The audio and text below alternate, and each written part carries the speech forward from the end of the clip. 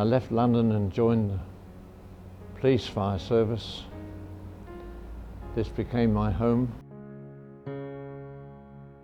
All the way through here was the kit, what we used to have on the pegs, you see. We used to just come down the pole, in on the engine and so on. But it appears there's been a lot done here since I was here last, which was 1940, which is quite a few years back, I suppose. But it was very enjoyable, and the fellows were good. 53 miles an hour was the most I've ever got out the old city engine. And I got told off my section leader to ease up because the old motor was rattling like blazes. But we had to get there quickly, so we got there quickly. As long as you unplugged your electrics at the time, which indeed we forgot to do very often. So we ended up training down the road with half the electricity cables. But I believe that's changed here now. No? No? They're certainly lovely vehicles and they cost a lot of money, but they're so well made. The crew gets in all inside, which we never used to. The turntable ladder was a big old Leyland, and the city engine, of course, was an Albion. Scanias and the Mercedes, they seem to be the main units of today.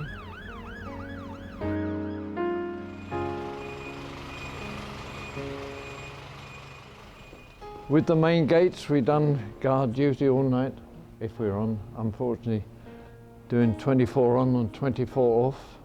We had a Mrs. Hunt who lived in the caravan on the car park here. And she used to give us a call about 2:30 in the morning and make us some soup. And that's a blessing really, because the only way you kept awake was keeping your head on the cold wall. Very, very cold by the time you come off. Yeah. Well, of course, that was the police workshop there, the first two bays. And here were the bays where they used to do the night work for the accumulator batteries, torches, you know. Yeah. And of course, this is all altered out here. Before this was changed and the police station was extended, they used to be all on the slosh already with the trailers on, you know, American cars, any cars which would pull a trailer, the old climaxes, and the ladders, of course, and so they were already here for the use of. You see the tower, we used to do hook ladder drill, which is unheard of today. And of course we had to use this, about a 13-stave ladder, which was all cabled heavily with a big bill hook on the end. And as you go up every section of the window sections, you just hooked on, climbed up, straddled the windowsills, and then you do the next stage and then you get up the top. And it's quite hairy really. And when you look up there, that's quite a tall thing. We used to train on the top from this angle with the turntable ladder and walk along the parapet at the top of the station here. Yeah, because this was the married quarters. We had Sam Bussey and his wife and two sons. And then the next one was Company Officer Trollope, he was there. George Lee was the hard and fast officer at the time. He used to like a little side drink, but he's a very good fire officer. What are you laughing at? That's true. Yeah, it's amazing there's any steps left, really. I thought we would have scrubbed them to pieces. Oh, yes. Yes, I've been done. Yeah, this is the old one section of the pole, which I had a bet on from the ground floor once to climb up, and I got a nice 30 shillings, which was a lot of money then. I wouldn't do it today. I still think it's a shame to think that that's been made redundant, but of course your heart is speaking about this, because I had so many very happy memories here, and some of the crew were so good, which we became very friendly and very close-knitted. which of course a lot of them got killed, which is very sad. My word. I go through.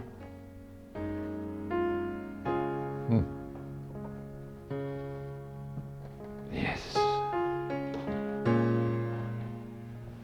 Well, I see the bar is still there. There's no one serving. Not a drink in sight. But still.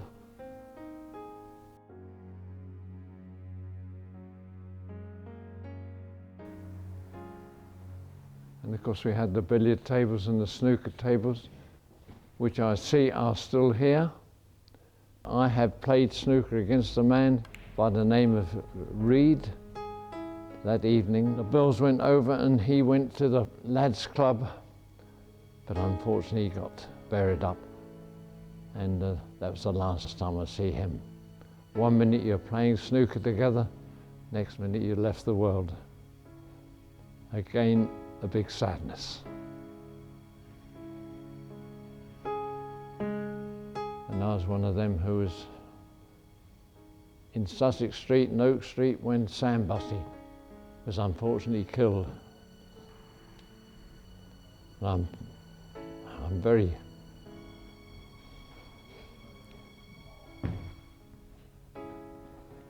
very proud to have known him.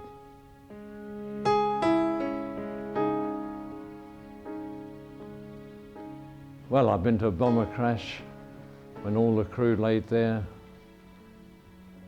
There was one officer there, just his torso was left, and I undid his tunic top and took out a gold cigarette case, and there was a picture of his wife and 2 kids and 15 gold flake cigarettes. Yes, the whole crew were gone that night.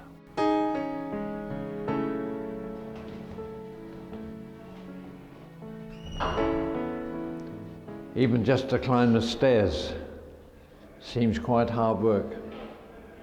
It's what I used to do. I could do 2 or 3 at a time, but I'm afraid it's 1.5 now.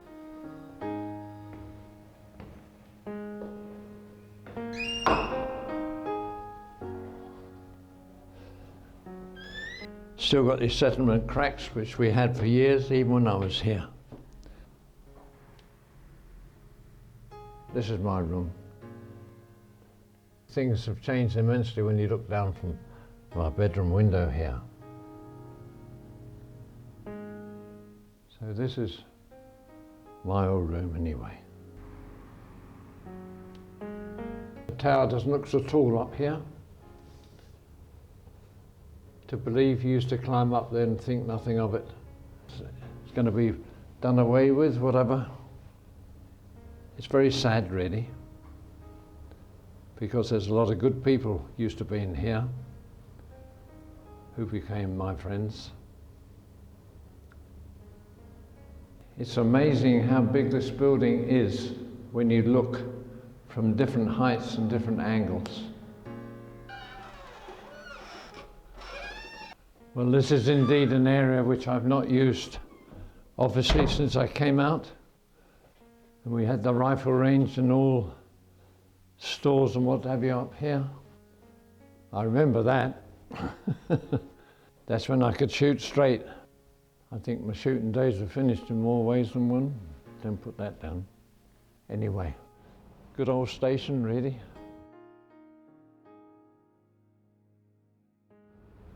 Sitting in the station as I am now, I just recall how all the happenings went on in here, and we enjoyed our life together as comrades and buddies, but we've still done our job seriously.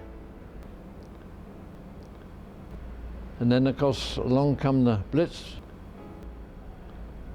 and I was on one of the Austin with a trailer on the back, the new van type. We had a call to Sussex Street and Oak Street because bombs being dropped there. Sam Bussey then was my officer, and we took the unit down into Sussex Street and went in from St Augustine's direction. we parked up just past what is now called the Lathes, which is more or less in the same area as the Eagle pub, which I think is shut down now. And of course all the cottages used to be along there at that time, and they were all incendiaries which had gone through the roofs, and everyone was more or less alight. So we engaged ourselves with entering all the little cottages and putting the windows out to get rid of the curtains which were, and the incendiaries, which is the best way to get rid of it all. And we had to go right the way through all those old cottages at the time. I went down to where all our equipment was, and I wanted an axe to break through a big door at the back. And on the way down there was a cluster of bombs were coming down. I didn't hear the one which hit Sam Bussey, or hit the building where Sam Bussey stood, but as I went flat next to the curb and the vehicle, away from that direction where Sam stood, I must be the last man to see him alive. I went flat and Sam stood there. And unfortunately, because he lost his life getting some horses out on the other side of Oak Street, which apparently had already been taken out. So that was a waste of a good life and a waste of a good officer. And of course I was buried up and I didn't know what had happened. My helmet had gone somewhere, and I lay between this vehicle, which was indeed blown open.